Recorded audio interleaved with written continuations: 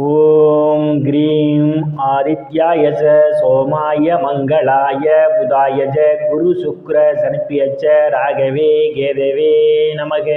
உலகை கட்டி காக்கும் பரமேஸ்வரன் பார்வதியின் திருவருளால் அனைவரும் நலமுடன் வாழ அந்த எல்லாம் வல்ல இறைவனை வணங்கி நேயர்கள் அனைவருக்கும் எனது அன்பான வணக்கங்களை தெரிவித்துக் கொள்கின்றேன். இன்றைய பதிவிலே நாம் பார்க்க இருப்பது டிசம்பர் மாதத்திற்கான ராசி பலன்கள். முதலில் கிரகங்களினுடைய நிலைகளை பற்றி பார்க்கலாம். டிசம்பர் மாதம் 1ஆம் தேதி ஆக்கிய பஞ்சாங்கத்தின்படி கிரகங்களுடைய நிலைகள். கடக ராசியிலே குரு பகவான் பயணம் செய்து கொண்டிருக்கிறார்.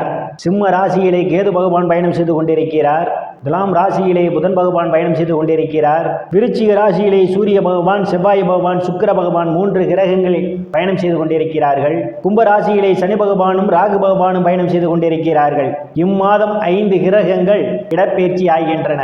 துலாம் ராசியிலே பயணம் செய்து கொண்டிருக்கின்ற புதன் பகவான் இம்மாதம் 6ஆம் தேதி விருச்சிக ராசிக்கு இடப்பெயர்ச்சி ஆகிறார்.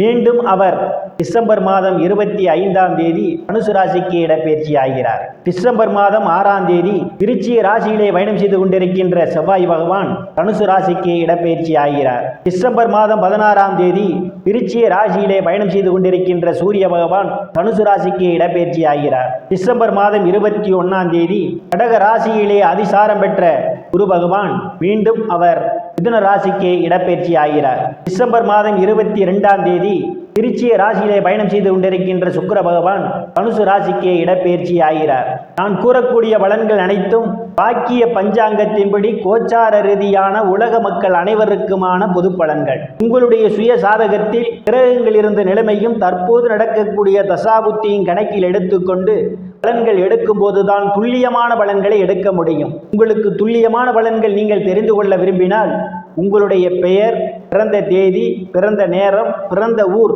ஆகியவற்றை எனது வாட்ஸ்அப் எண்ணிற்கு அனுப்பி வைத்து பலன்களை தெரிந்து கொள்ளலாம். உரிய கட்டணம் செலுத்தி வாருங்கள் ராசிக்குள் போகலாம். மேச ராசி. ராசியிலே எந்தவித கிரகங்களும் இல்லை. ராசிநாதன் செவ்வாய் பகவான் இம்மாதம் 6ஆம் தேதி வரை அஷ்டமஸ்தானத்திலும் 6ஆம் தேதிக்கு பிறகு அவர் பாக்கியஸ்தானத்திலும் பயணம் செய்து கொண்டிருப்பதால் 6ஆம் தேதிக்கு பிறகு பெயர், புகழ், அந்தஸ்திலிருந்து சந்தோஷம் நிலவக்கூடிய மாதமாகவே இந்த மாதம் உங்களுக்கு அமைய காத்து கொண்டிருக்கின்றது. ஆனால் சனியினுடைய பார்வையும் உங்கள் ராசியிலே விழுவதால் உங்கள் செயல்பாடுகளில் வேகம் குறைந்திருக்கும் ஒரு சோம்பேறித்தனம் தட்டும். தனங்குடும்ப பாகிஸ்தானத்திலே எந்தவித கிரகங்களும் இல்லை.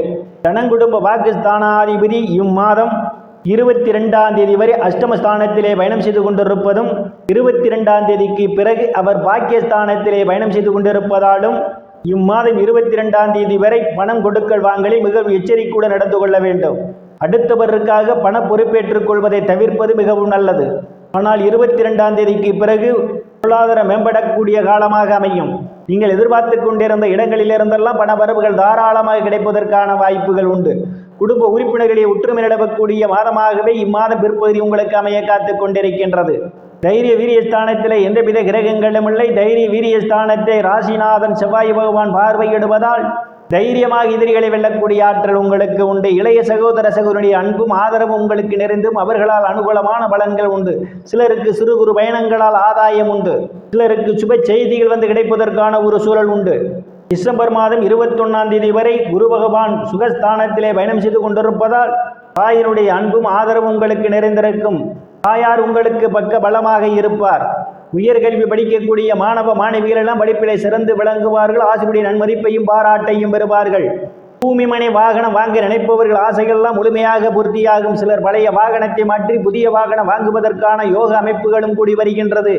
விவசாய தொழில் செய்து கொண்டிருப்பவர்களுக்கெல்லாம் விவசாயத்திலே நல்ல முன்னேற்றத்தை காண முடியும். விவசாயத்தின் மூலமாக கூடுதலான வருவாயை காண்பதற்கான ஒரு சூழலும் உண்டு. ரியல் எஸ்டேட் நடத்துபவர்களுக்கெல்லாம் இது ஒரு பொன்னான காலமாகவும் கூடுதலான வருவாயை காண்பீர்கள். உறவினருடன் இதுவரை இருந்து வந்த மனக்கசப்புகள் எல்லாம் மாறி நல்ல நட்புணர்வு ஏற்படும். புத்திரஸ்தானத்திலே கேது பகவான் பயணம் செய்து கொண்டிருப்பதும் புத்திரஸ்தானத்தை ராகு பகவானும் சனி பகவானும் பார்வையிடுவதால் குழந்தை பாக்கியத்திற்காக காத்து கொண்டிருப்பவர்களுக்கு சிறிது காலதாமதமாகலாம். குழந்தைகள் சிலரின் பேச்சை கேட்க மாட்டார்கள். அவர்களால் மன உளைச்சல்கள் சிலருக்கு ஏற்படுவதற்கான ஒரு சூழலும் உண்டு. குழந்தைகள் விஷயத்தில் கூடுதல் கவனம் எடுத்துக் கொள்வது மிகவும் நல்லது. ருணரோக சத்துரு ஸ்தானத்திலே எந்தவித கிரகங்களும் இல்லை. ருணரோக சத்துரு ஸ்தானாதிபதி இம்மாதம் 6ஆம் தேதியிலிருந்து அவர் அஷ்டமஸ்தானத்திலே பயணம் செய்ய இருப்பதால் வங்கி மற்றும் நிதி நிறுவனங்களில் கடனுக்காக விண்ணப்பித்திருந்தால் உங்களுக்கு எளிய முறையில் கடன் கிடைப்பதற்கான ஒரு சூழல் உண்டு. சிலர் பழைய கடனை அடைத்து புதிய கடன் வாங்குவதற்கான ஒரு சூழலும் உண்டு. உங்களுடன் பணி செய்யக்கூடிய சக பணியாளருடைய அன்பும் ஆதரவும் உங்களுக்கு நிறைந்திருக்கும். அவர்களால் அனுகூலமான பலன்கள் உண்டு. வேலை செய்யக்கூடிய இடத்திலே உயர் அதிகாரிகளுடைய நன்மதிப்பையும் பாராட்டையும் பெறுவீர்கள்.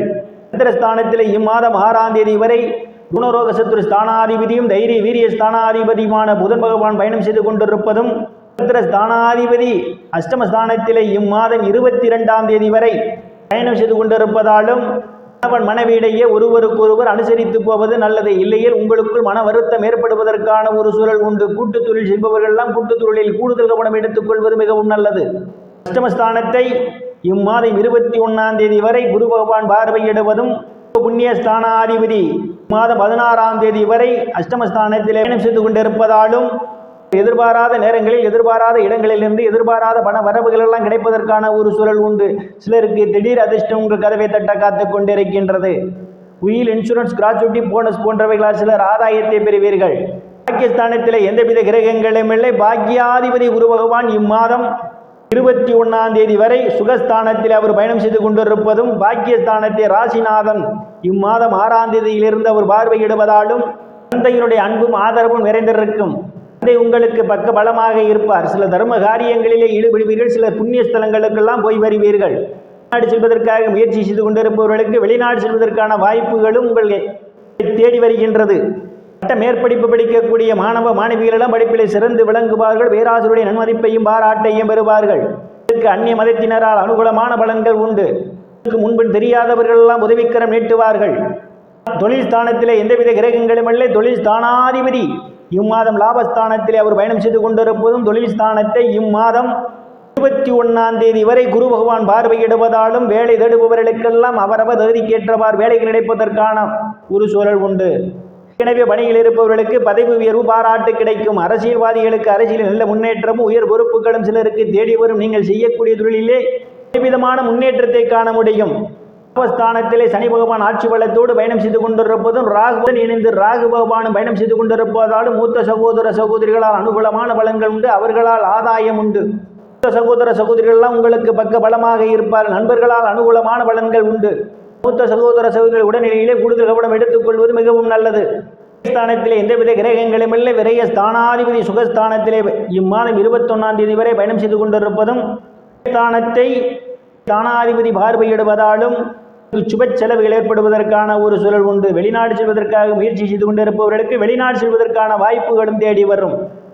திருவருளால் அனைத்து செல்வ செழிப்பு மற்றும் சிறப்புடன் வாழ அந்த எல்லாம் வல்ல இறைவனை வணங்கி நேயர்களை மீண்டும் அடுத்த பதிவில் சந்திக்கும் வரை விடைபெறுவது ஜோதிடர் எஸ். ராமன். நன்றி, வணக்கம்.